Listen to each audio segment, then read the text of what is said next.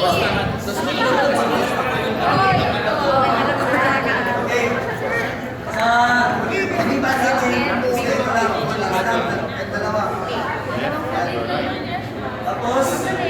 matakpan yung sugat sa tuhod.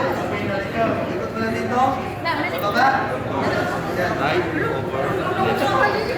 Tapos, 3 ulit. Dapat yung tali hindi sumigtan. Kasi andyan yung injury niya. So dapat iwasan natin yung injury. Matamaan. Ikot, tapos tali lang dito sa likod. Basic. Basic.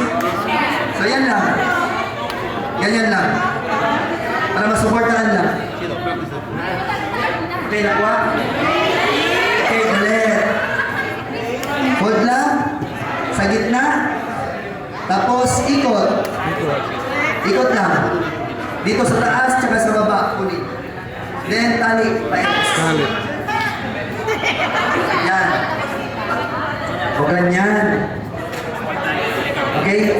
Word of the day, basic.